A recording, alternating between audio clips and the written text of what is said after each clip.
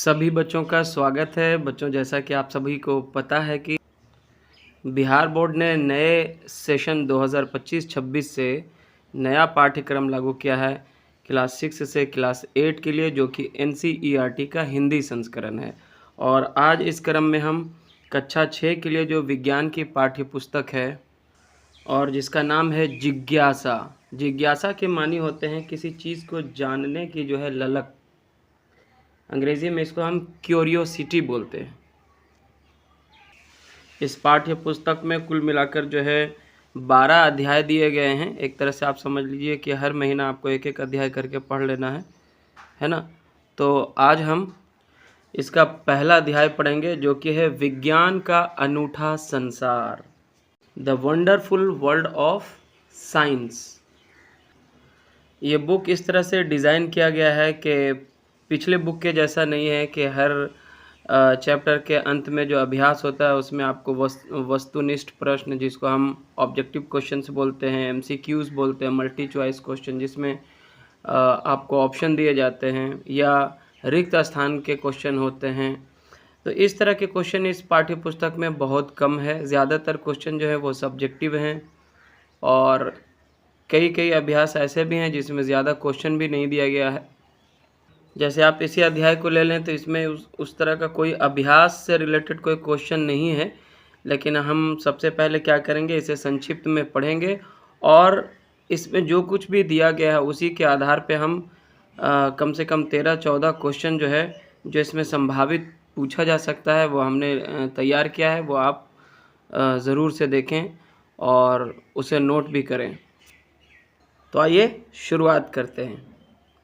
बच्चों, मनुष्य के मन में हमेशा जो है उसके परिवेश में, उसके आसपास जो चीज़ें हैं उसके विषय में वो जानने के लिए हमेशा से उत्सुक रहा है, क्यूरियस रहा है। बचपन से ही हम जो है अपने आसपास के क्षेत्र के बारे में इन्फॉर्मेशन जुटाने लगते हैं, खोज में लग जाते हैं और कई तरह के प्रश्न पूछते हैं। जब आप बचपन में होते हैं तो आप अपने मम्मी पापा से या फिर अपने टीचर से बहुत ज़्यादा क्वेश्चन करते हैं किसी भी चीज़ के बारे में जो आपको नया लगता है। ये क्या है, ये ऐसा क्यों है? इस तरह से आपके मन में अनेक प्रकार के प्रश्न उठते हैं। उसके बारे में जानने की जो है आपको उत्सुकता होती है। चाहे आप प्रारंभिक स्तर पर जब आप प्राइमरी स्कूल में पढ़ रहे होते हैं या फिर जब आप वहाँ से पास आउट करके अब आप मिडिल स्कूल में आ चुके हैं, तो यहाँ पे भी हम जो है अपने आसपास के इस सुंदर विश्व को जानने और समझने की रोचक यात्रा की ओर अग्रसर होते रहेंगे, यानी कि अपने मंजिल में आगे बढ़ते रहेंगे। इसके लिए हमारे पास एक नया विषय है जिसका नाम है विज्ञान, और विज्ञान के इस अद्भुत संसार में आपका हार्दिक स्वागत है। विज्ञान के इस अद्भुत संसार में, यानी कि जो अमेजिंग वर्ल्ड ऑफ साइंस है, इसमें आपका हार्दिक स्वागत है। और यहाँ पे देखिए पाठ्य पुस्तक में क्वेश्चन के रूप में दिया गया है विज्ञान क्या है। इसी तरह के 4-5 प्रश्न पूछे गए हैं इस अध्याय में। इन सारे प्रश्नों का उत्तर भी हमें लिखना है अभ्यास के तौर पर। इसके अतिरिक्त भी और प्रश्नों को हमने जो है मिलाया हुआ है, जो कि इस अध्याय के अंत में हम आपको बताएंगे। तो आइए इसका उत्तर जानते हैं कि विज्ञान क्या है। विज्ञान देखने, सोचने, समझने और कार्य करने का एक सशक्त माध्यम है जो विश्व के रहस्यों की परतें खोलता है। यह एक रोमांचक साहसिक कार्य की तरह, मतलब ये काफ़ी इंटरेस्टिंग और एडवेंचरस है ना, जहां हम प्रश्न पूछते हैं, प्रकृति के विभिन्न आयाम खोजते हैं और यह समझने का प्रयास करते हैं कि ये सब आखिर होता कैसे है। ये सब जानने के लिए सबसे महत्वपूर्ण है जिज्ञासा, यानी कि आपके मन में चीज़ों को जानने के लिए उत्सुकता होनी चाहिए, क्यूरियोसिटी होनी चाहिए। और इसी जिज्ञासा से इस पुस्तक का जो शीर्षक है वो आप देख चुके हैं कि यहाँ पे इसका नाम ही जिज्ञासा रखा गया है इस पुस्तक का। चाहे हम रेत के छोटे छोटे कणों का या फिर बड़े बड़े पर्वतों का, किसी का भी अध्ययन करें, एक घास के तिनके का हो या किसी विस्तृत जंगल का, यह हमें सदा ही नित्य नई खोजों के लिए प्रेरित एवं उत्साहित करता रहता है। बच्चों जब कभी हम रात में आकाश में चमकते हुए तारों को देखते हैं तो भी हमें हमारे मन में कई सवाल आते हैं कि तारे जो है चमकते क्यों हैं, या फिर दिन के समय तारे कहाँ चले जाते हैं। किसी फूल के किसी फूल को खिलते देख जो है हम विस्मित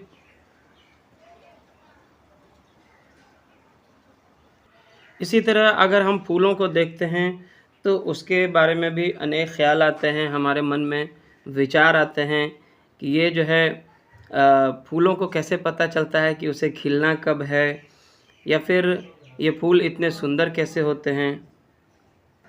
ये सब जो है विज्ञान द्वारा उजागर होने वाले अनेक रहस्यों के कुछ उदाहरण मात्र हैं। विज्ञान के बारे में सबसे रोचक बात यह है कि यह सर्वत्र है, यानी कि यह काफ़ी जो है व्यापक है और महासागर की गहराइयों से लेकर अंतरिक्ष की व्यापकता तक और रसोई में पक रहे व्यंजनों से लेकर खेल के मैदान तक सबसे अभूतपूर्व खोज ऐसे ही अकल्पनीय स्थानों में हुई है। और यहाँ पे चित्र के माध्यम से कुछ जगहों को दिखाया गया है, जैसे इससे पहले पेज में था पर्वतीय स्थल। यहाँ पे आप मरुस्थल को देख पा रहे हैं जहाँ पे रेगिस्तान ही रेगिस्तान होते हैं। ये समुद्र का तट है जिसको हम कोस्टल एरिया कहते हैं। यहाँ आप चित्र के माध्यम से समुद्र के भीतर का जो दृश्य है, जब आप समुद्र के अंदर गोता लगा कर जाएंगे तो वहाँ इतना सुंदर संसार आप देखेंगे। फिर यहाँ पे मंदाकिनी आकाशगंगा यानी कि जो मिल्की वे है गैलेक्सी का, वो आप देख पा रहे हैं यहाँ पे। और आगे है कि विज्ञान एक व्यापक और अंतहीन जिगसॉ पहेली जैसा है। हमारे द्वारा की गई प्रत्येक नई खोज इस पहेली का एक और टुकड़ा जोड़ देती है। और आपको पता है कि यही तो इस पहेले की सबसे अच्छी बात है।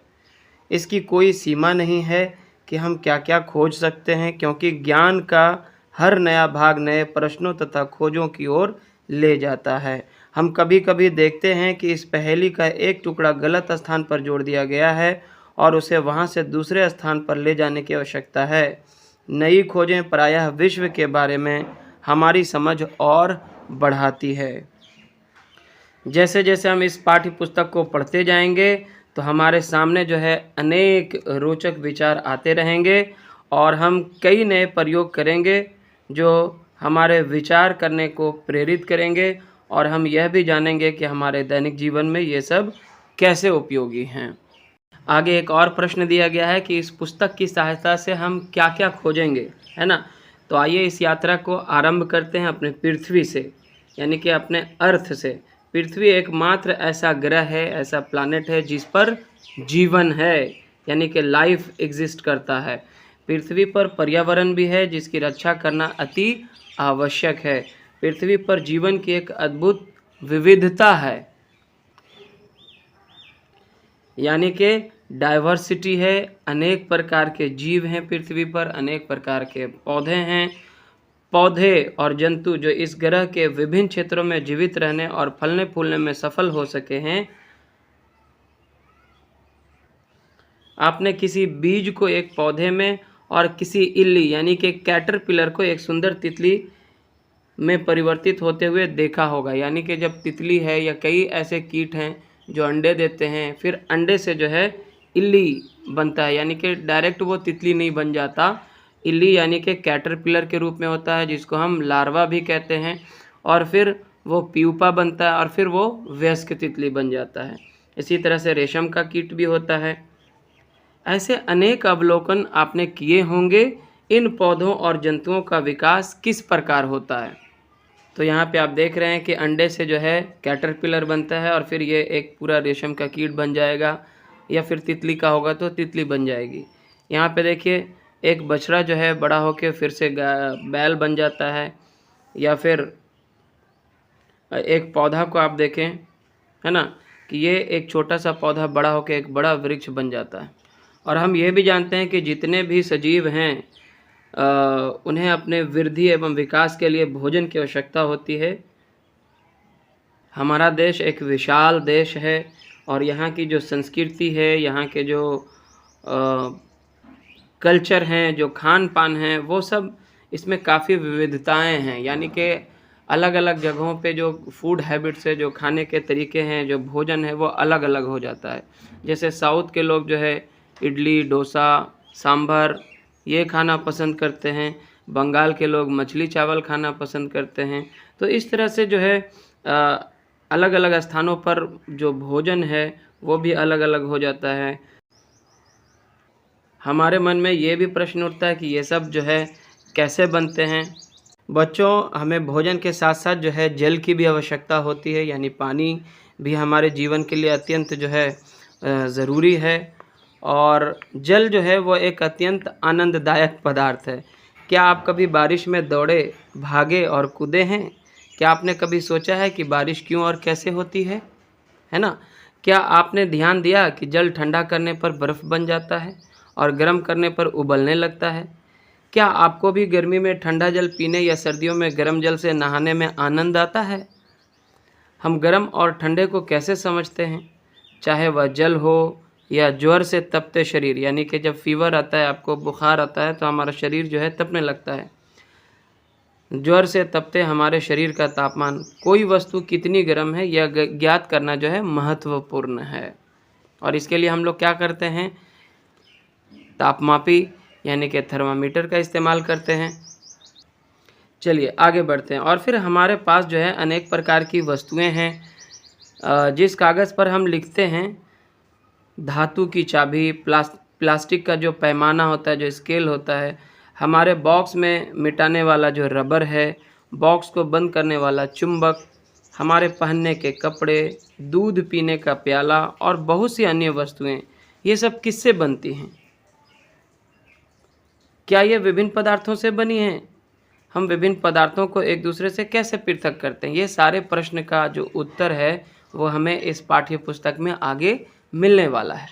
इस पुस्तक की यात्रा में हम जैसे जैसे आगे बढ़ेंगे वैसे वैसे इस पृथ्वी पर विद्यमान प्रत्येक वस्तु के बारे में प्रश्नों की एक अंतहीन सी सूची बनती जाएगी, है ना? बहुत ज़्यादा हो जाएगा।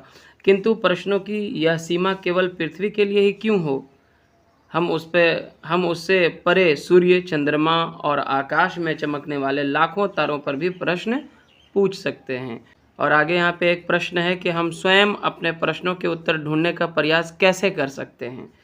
तो चाहे आपको किसी पत्ते की संरचना के बारे में जानना हो, या यह कि वस्तुएं कैसे गति करती हैं, या यह कि मूंगफली के छिलके को कैसे अलग करते हैं, इस पुस्तक का प्रत्येक अध्याय आपके जानने की इच्छा को तो जागृत करेगा ही, संभवतः आपके मन में अनेक प्रश्न भी पैदा करेगा।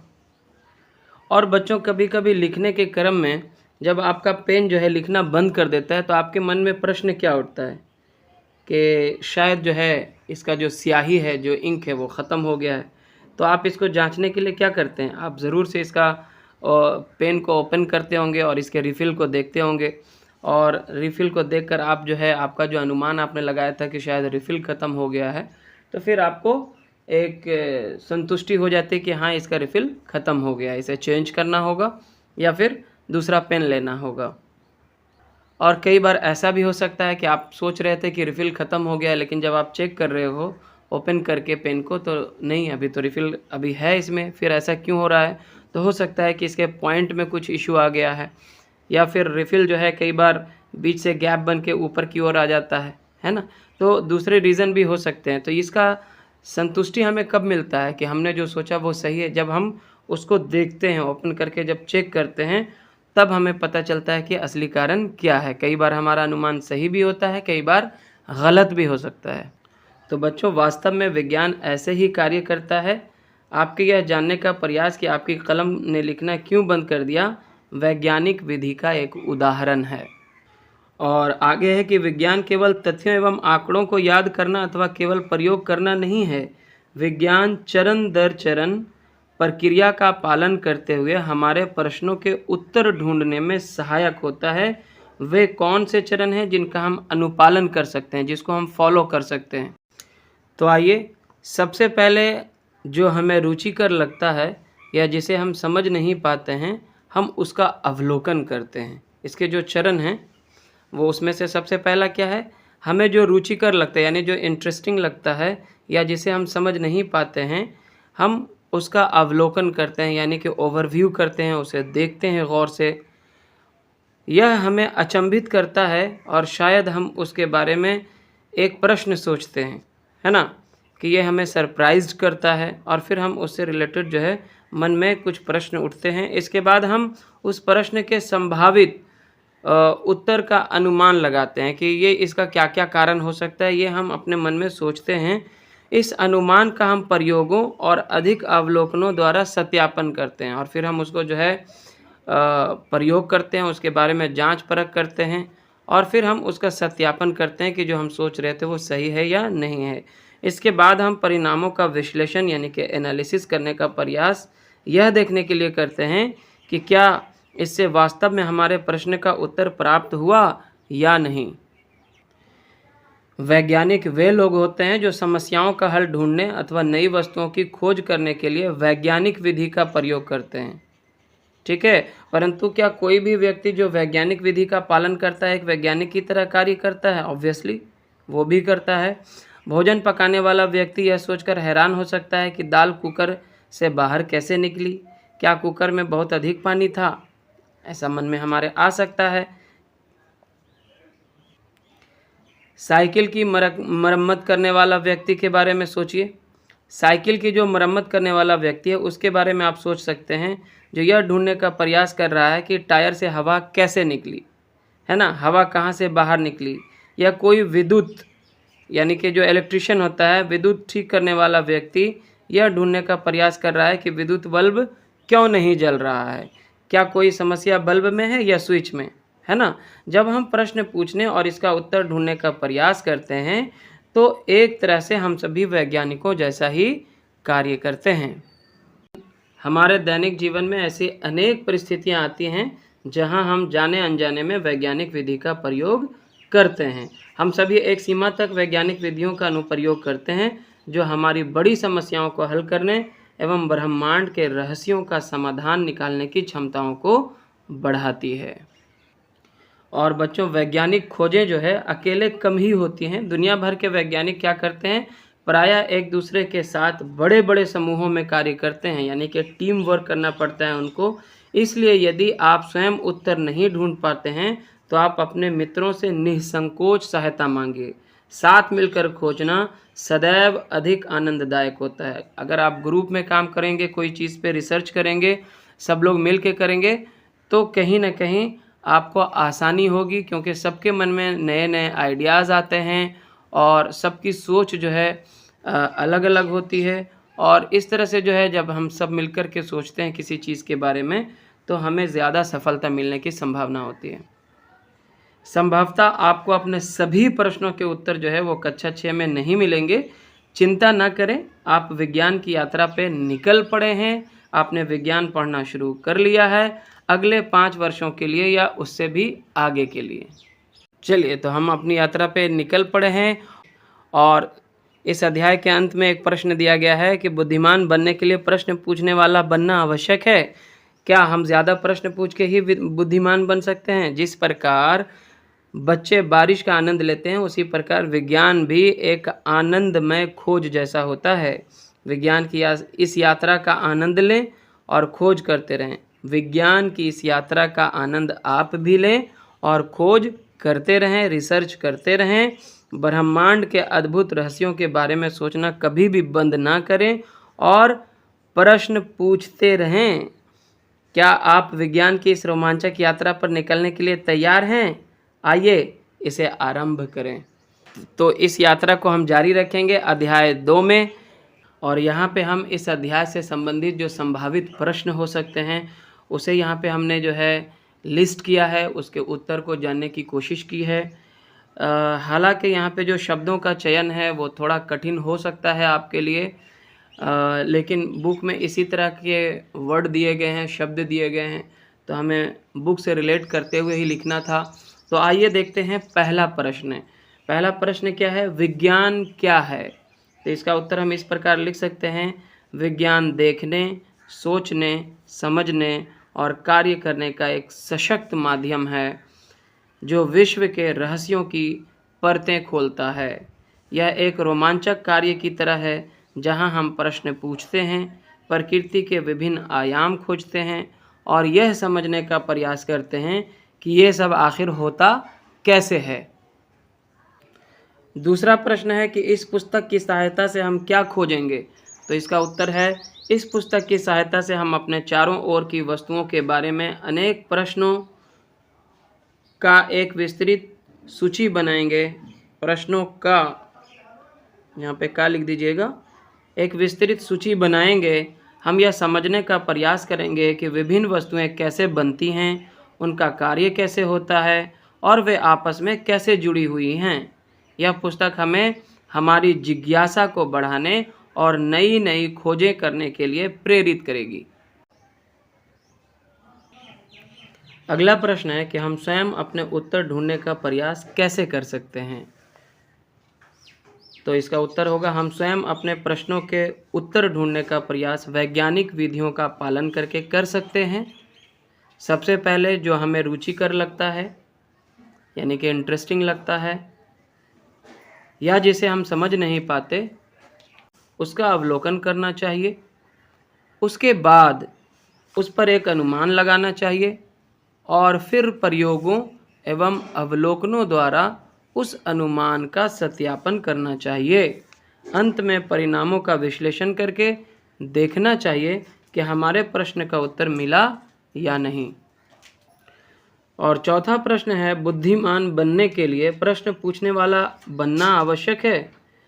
तो इसका उत्तर इस प्रकार लिखेंगे, बुद्धिमान बनने के लिए प्रश्न पूछना आवश्यक है, क्योंकि प्रश्न पूछना हमारी जिज्ञासा और समझ को बढ़ाता है।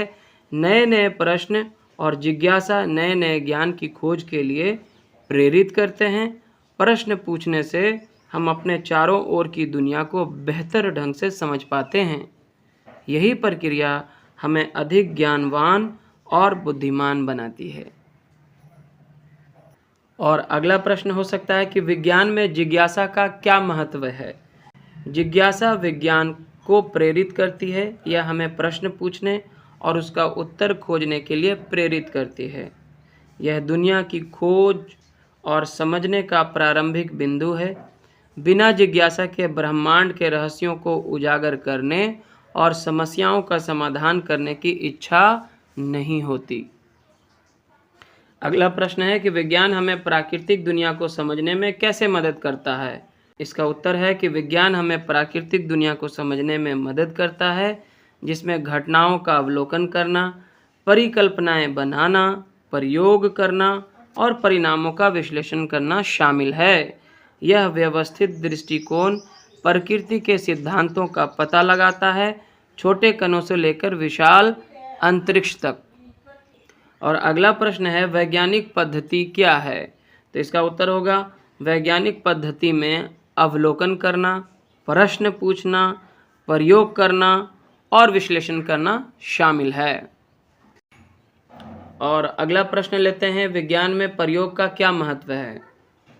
तो इसका उत्तर होगा, विज्ञान में प्रयोग बहुत महत्वपूर्ण है, क्योंकि यह परिकल्पनाओं का परीक्षण करता है, अनुभवजन्य साक्ष्य प्रदान करता है और सिद्धांतों को मान्य या खंडित करने में मदद करता है। प्रयोगों के माध्यम से वैज्ञानिक परिणामों का अवलोकन कर सकते हैं और दुनिया को काम करने के तरीके बता सकते हैं। एक और प्रश्न है कि विज्ञान का हमारे दैनिक जीवन से क्या संबंध है? इसका उत्तर है, विज्ञान हमारे दैनिक जीवन से जुड़ा हुआ है, क्योंकि यह रोज़मर्रा की घटनाओं को समझाता है, जैसे तारे क्यों चमकते हैं, चीज़ों को ठीक करने के लिए तकनीक का उपयोग करना इत्यादि। अगला प्रश्न लेते हैं कि विज्ञान के माध्यम से हम पृथ्वी के बारे में क्या सीख सकते हैं? इसका उत्तर है, विज्ञान के माध्यम से हम पृथ्वी के पर्यावरण, उसके जीवन रूपों और जीवन को बचाए रखने वाली प्रक्रियाओं के बारे में सीखते हैं। इन पहलुओं को समझने से हमें अपनी पृथ्वी की सराहना और रक्षा करने में मदद मिलेगी। और अगला प्रश्न लेते हैं कि पर्यावरण की रक्षा करना क्यों महत्वपूर्ण है? तो इसका उत्तर है, पर्यावरण की रक्षा करना आवश्यक है, क्योंकि यह पृथ्वी पर जीवन का समर्थन करता है। विज्ञान हमें यह समझने में मदद करता है कि मानव गतिविधियों का पर्यावरण पर क्या प्रभाव पड़ता है और क्षति को कम करने के लिए रणनीतियाँ विकसित करने में मदद करता है, जिससे भविष्य की पीढ़ियों के लिए एक स्वस्थ ग्रह सुनिश्चित किया जा सके। एक और प्रश्न है कि रोज़मर्रा के वैज्ञानिक प्रश्नों के कुछ उदाहरण क्या हैं? तो इसका उत्तर लिख सकते हैं कि रोज़मर्रा के वैज्ञानिक प्रश्नों के उदाहरणों में यह जानना शामिल है कि कलम क्यों लिखना बंद कर देता है, खाना सही तरीके से कैसे पकाना है, या एक पौधा क्यों बढ़ता है, इत्यादि। और यह संभवतः अंतिम प्रश्न है कि विज्ञान कैसे आपसी तालमेल और सहयोग को बढ़ावा देता है। तो इसका उत्तर लिख सकते हैं कि विज्ञान आपसी तालमेल और सहयोग को बढ़ावा देता है, क्योंकि वैज्ञानिक अक्सर जटिल समस्याओं से निपटने, विचार साझा करने और विशेषज्ञता को संयोजित करने के लिए आपसी तालमेल में काम करते हैं, यानी मिलजुल कर काम करते हैं। यह सामूहिक प्रयासों के कारण नए नए खोज एवं विचारों का जन्म होता है, जो पूरे समाज को लाभ पहुंचाता है। एक और छोटा सा प्रश्न रह गया है, विज्ञान एक व्यापक और अंतहीन जिगसॉ पहेली जैसा क्यों माना जाता है? तो इसका उत्तर है कि विज्ञान एक जिगसॉ पहेली के समान है, क्योंकि प्रत्येक नई खोज हमारे ज्ञान में जुड़ती जाती है। नई खोजें प्रायः विश्व के बारे में हमारी समझ बढ़ाती है। और बच्चों, इस प्रकार हमने जो है अपना पहला अध्याय विज्ञान का अनूठा संसार इसे कर लिया है यहाँ पे कंप्लीट। और अगर आपको ये वीडियो लेसन पसंद आया तो ज़रूर से इसे लाइक करें, शेयर करें अपने सभी मित्रों के साथ, दोस्तों के साथ। और चैनल पे आप नए हैं या आपने चैनल को अभी तक सब्सक्राइब नहीं किया है तो सब्सक्राइब ज़रूर करें। धन्यवाद।